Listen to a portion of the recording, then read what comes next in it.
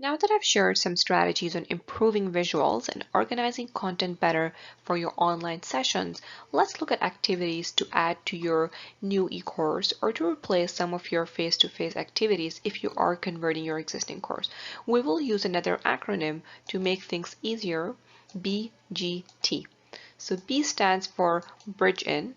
It is a simple instructional technique to make learning effective. Games is another method I will share today. Instead of focusing on highly technical games, I will show you a simple methodology that can build interaction in your course. Embedding some tools can take your presentation to the next level. I will share some of the tools you can easily add to your PowerPoint. So let's begin with Bridge In. So Bridging is about building learners' curiosity by engaging them in a short activity before presenting any information on a topic.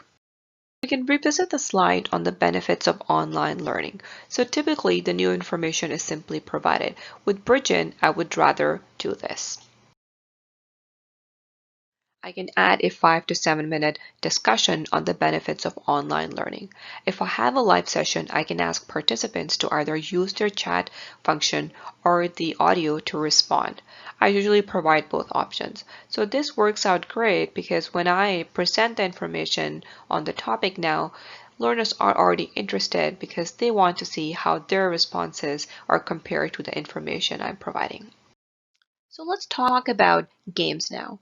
I'm sure you have seen some really sophisticated games built into the online courses, but what I'll share today is simple and you can easily do it yourself. For the purpose of this tutorial, I will share one way that has been a success for me and I have received positive feedback from participants. So let me show you. Using PowerPoint animations and shapes, you can create digital flashcards which can then be used to play games. So similar to the paper flashcards, on one side you have the questions and on the flip side you have the answers and the points.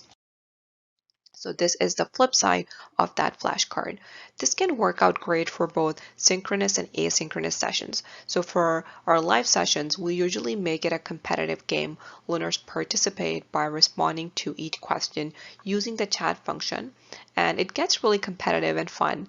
You could use these flashcards to play memory games, Jeopardy, and many more. I will have a separate tutorial on how to create these flashcards and build different games. Now let's look at tools. Although there are many different ones I can show you, for this session I'll share only a couple that I think are sufficient to increase interaction in your courses. So first, let's look at add-ins. So under the Insert tab, if you click on the tab Get Add-ins, you will see many different tools available that can be embedded directly into your presentation.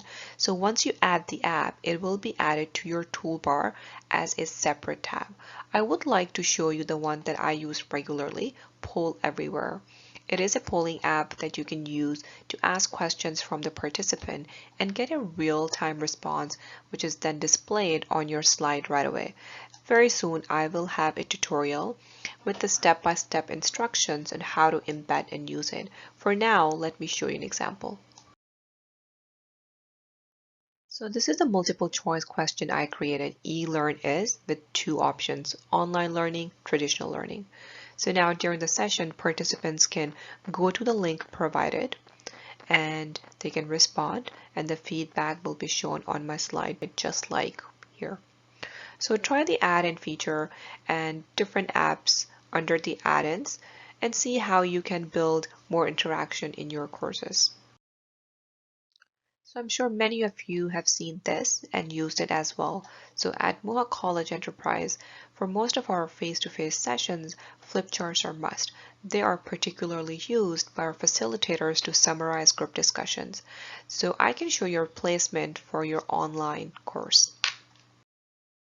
So this is simply a live text box that you can type in the slideshow mode when you are teaching. This is great if you like to summarize the discussion into a few points. It requires some practice, but once you are comfortable, it is really cool and fun to use. As a side note, you must be wondering, where is the how of all the strategies? Well, I have a good news. All my future tutorials will now focus on providing instructions to apply these strategies that I shared. I will share how to create awesome visuals, embed tools, and much more. So before we leave, let's summarize this section and the tutorial. So therefore, to convert some of your face-to-face activities, try to prompt learners and build curiosity. And one of the methods I showed today is bridge in. Also add games.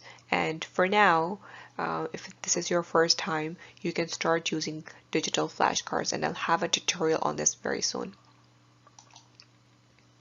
Also, try to embed tools, use add-ins to motivate learners. And the two tools that we talked about today is Poll Everywhere and Live Text Boxes.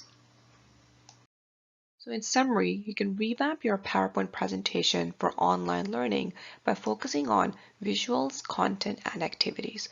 So your visuals should be purposeful, appealing, and thematic. Your content should focus on less is more. It should also be chunked and try to present it in multiple forms. To add more engagement, you can add bridge in games and tools.